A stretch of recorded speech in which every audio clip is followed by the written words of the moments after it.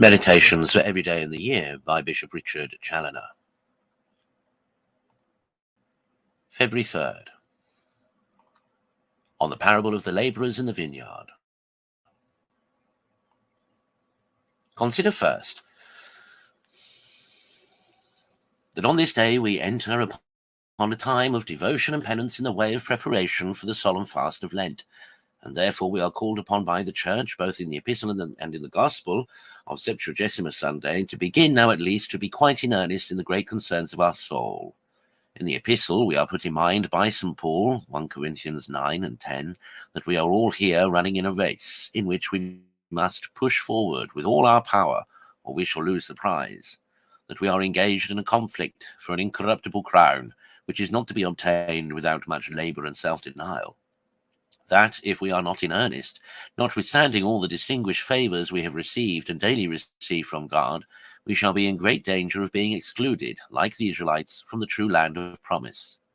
In the parable of the Gospel, we are put in mind that we have but one business in this world, which is here represented under the figure of labouring in the vineyard of our Lord.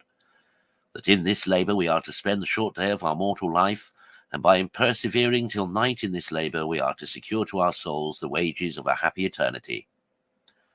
Oh, let us attend well, that we may learn these great lessons. Consider secondly, in the parable of this gospel, the infinite goodness of God manifested to us in that perpetual attention of his in every age, since the beginning of the world, and in every part of the life of man, by which we are invited by his divine graces and calls to go out and to hire and to send labourers into his vineyard. And after all, what need has he of our labour? Or of what service can we be to him?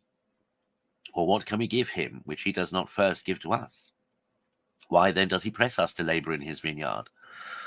Oh, 'tis his pure goodness and love, that he may make us forever happy by our serving him here and enjoying him hereafter. But what then is the meaning of this vineyard of our Lord, and what is this labour that he calls for at our hands? The vineyard of the Lord of hosts, said the prophet Isaiah, is the house of Israel, that is, the people of God. Yes, our own souls are the vineyard we are commanded to cultivate. No one can be excused from his share in this labour. Every one must at least take care of one. To labour here to the purpose, we must in the first place, root out the poisonous weed of sinful habits, and cut up all the thorns and briars of our vices and passions, and then we must plant in their stead the good plant of Christian virtues, and bring them on by proper care till they are capable of bringing forth fruit that may answer the expectation of the great Lord and Master of the vineyard, and be agreeable to him. Oh, how happy shall we be if, by our labours and his blessing, we so cultivate this little part of the Lord's vineyard that falls to our share, as to engage him to come to us and recreate himself there with us.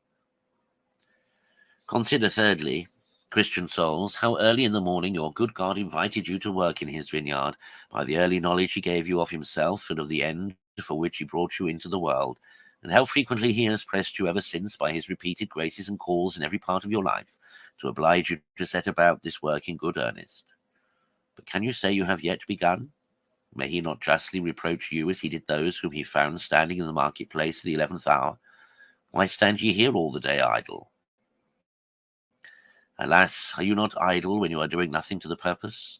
And has your not whole life hitherto been spent in doing nothing to your purpose? Nothing to answer the great end, the only business for which you were made? Have you not then been truly idle all the day, that is, all the time of your life? Begin now at least to labour. Perhaps this is your last hour, your day is fast spent, the night is coming on when no man can work, John 9:4. Work therefore now, whilst you have time, lest being surprised by the night you may have no more time to work in, and so starve for eternity.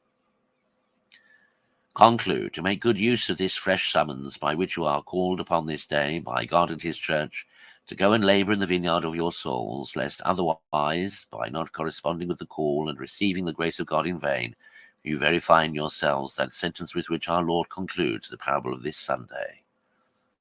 Many are called, but few are chosen.